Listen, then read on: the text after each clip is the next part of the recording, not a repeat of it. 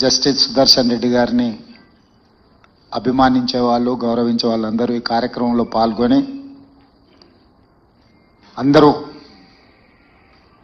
ఒకతాటి మీదకి వచ్చి తెలుగు వాళ్ళందరూ కూడా జస్టిస్ సుదర్శన్ రెడ్డి గారికి అండగా నిలబడాలి అని చెప్పి ఈ కార్యక్రమంలో మనం నిర్ణయం తీసుకోవడం జరుగుతుంది.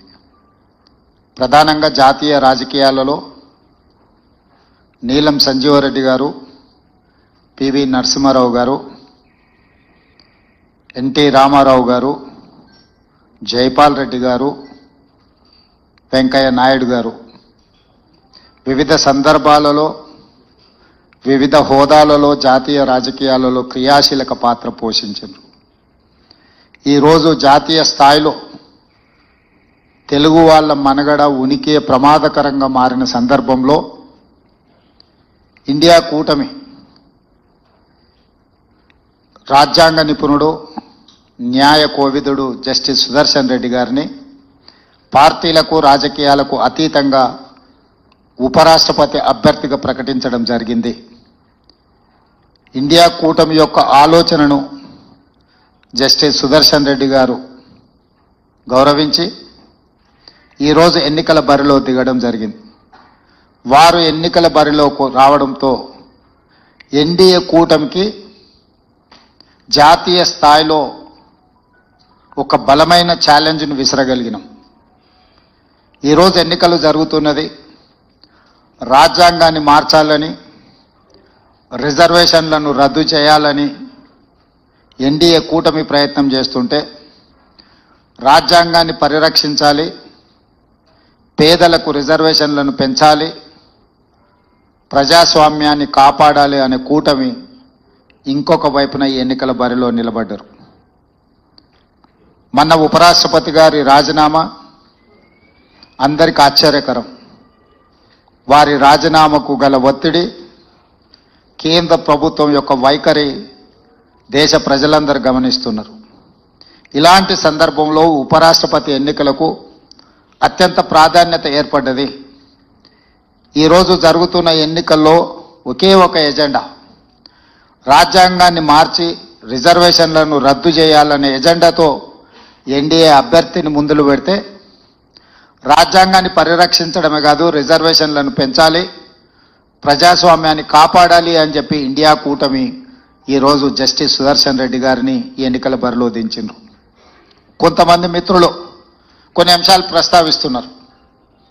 జస్టిస్ సుదర్శన్ రెడ్డి గారు నక్సలైట్లను, జాతీయ స్థాయి నాయకత్వం మాట్లాడుతుంది, ఇక్కడ ఉన్న వాళ్ళు చిన్న చిన్న కారణాలు ఎత్తుకుతున్నారు.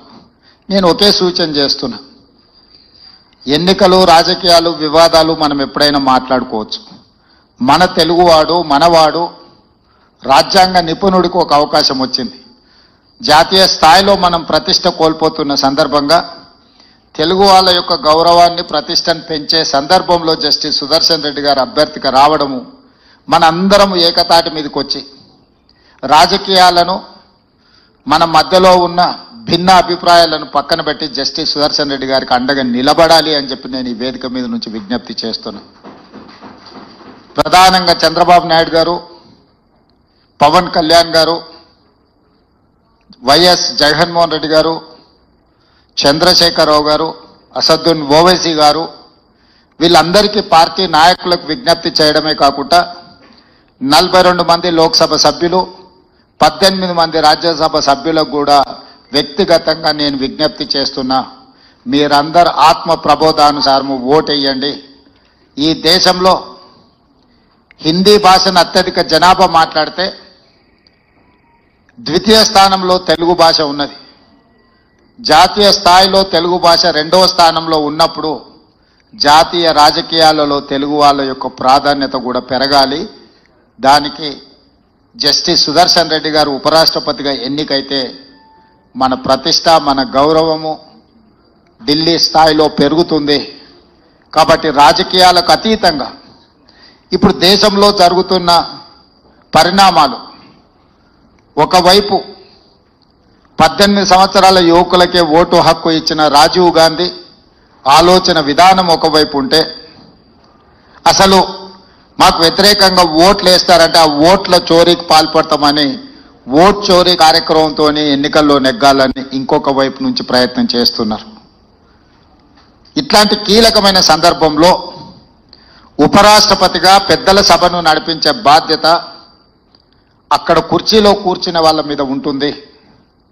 ఈరోజు ఓటును కాపాడాలన్నా, ప్రజాస్వామ్యం పరిరక్షించబడాలి అని అంటే ఆ కుర్చీలో గౌరవప్రదమైన వ్యక్తులు డాక్టర్ బాబాసాహెబ్ అంబేద్కర్ గారి పట్ల సంపూర్ణమైన విశ్వాసం ఉన్న వాళ్ళ ఆ కుర్చీలో ఉంటే ఈరోజు పేద ప్రజలకి దేశంలో న్యాయం జరుగుతుంది.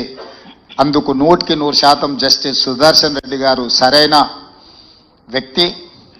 వారికి ఉన్న విశేషమైన అనుభవం, సుదీర్ఘంగా నాకు తెలిసి 53 సంవత్సరాలు వారు ఈ రాజ్యాంగం పట్ల, న్యాయం పట్ల న్యాయవాదిగా, జస్టిస్గా, లోకాయుక్త చైర్మన్గా వివిధ హోదాలలో వారు ఎక్కడున్నా కూడా రాజ్యాంగం యొక్క స్ఫూర్తిని తప్పకుండా వారు పనిచేసినారు. ఈరోజు వారిని గెలిపించాల్సిందిగా మీ అందరికీ వేదిక మీద నుంచి, ముఖ్యంగా తెలుగు రాష్ట్రాలలో ఉన్న రాజకీయ పార్టీల అధ్యక్షులకు, పార్టీలకు, పార్లమెంట్ సభ్యులకు నేను ప్రత్యేకంగా విజ్ఞప్తి చేస్తున్నా. आज पत्रकार मित्रों, तेलंगाना हैदराबाद शहर में जस्टिस सुदर्शन रेड्डी को बधाई देने के लिए बहुत सारे लोग यहां पर हाजिर हुए. सीपीआई, सीपीएम, मेरे साथी मंत्री लोग, एमपी, एमएलसी, एमएलए और तेलुगु परिवार सब इधर हाजिर हुए. जस्टिस सुदर्शन रेड्डी उपराष्ट्रपति चुनाव में जो लड़ रहा है, हम सब लोग उनके मदद देने के लिए इधर हाजिर हुए. आज देश में बार बार आए थे राष्ट्रपति उपराष्ट्रपति चुनाव, मगर इस मौके पे ये एक अलग समय है, क्योंकि जो प्रधानमंत्री के होदा, गृह मंत्री के होदा पे संविधान को बदलने के लिए, आरक्षण हटाने के लिए जो कोशिश चल रहा है, वो रोकने के लिए, संविधान को बचाने के लिए, आरक्षण बढ़ाने के लिए आज देश में NDA alliance versus India alliance. Justice Sudarshan Reddy is not a member of any political party. He has not taken any membership in any political party. मगर संविधान बचाने के लिए वो पहला मेंबरशिप लिए. इस देश में डॉक्टर बाबा साहेब अंबेडकर जी ने जो संविधान दिए, वो संविधान बचाने के लिए पहला मेंबरशिप जस्टिस सुदर्शन रेड्डी जी ने लिए. आज इसीलिए हम सब लोग मिलकर जस्टिस सुदर्शन रेड्डी जीत में शामिल होना है.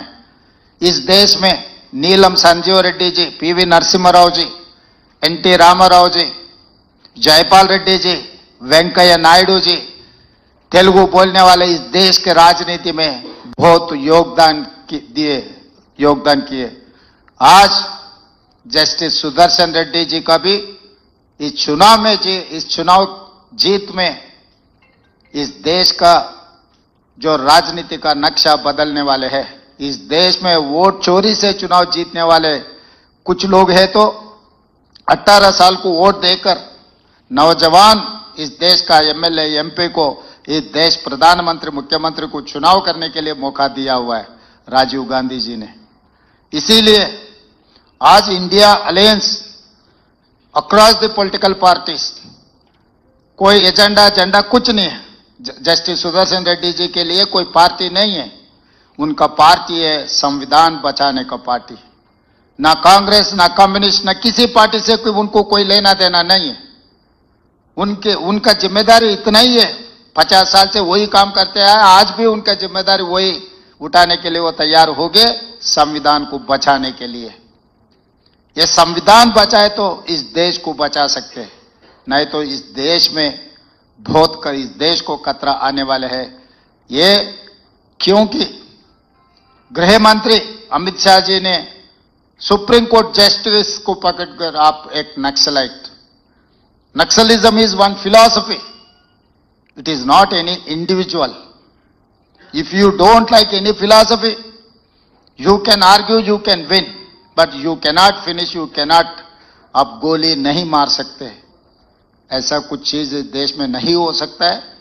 सबको बचाने के लिए, संविधान को बचाने के लिए, खासकर उपराष्ट्रपति कुर्सी में legal and constitutional expert justice Sudarshan Reddy अगर वो कुर्सी में बैठे तो देश के लिए बहुत बहुत अच्छा दिन आने वाले हैं। इसीलिए जस्टिस सुदर्शन रेड्डी को इस चुनाव में चंद्रबाबू नायडू जी, पवन कल्याण जी, वाईएस जगनमोहन रेड्डी जी, चंद्रशेखर राव जी, असदुद्दीन ओवैसी जी को मेरा एक ही गुजारिश है, आपके एमपी लोग सब जस्टिस सुदर्शन रेड्डी को मदद दो, इस चुनाव में जिताओ। धन्यवाद।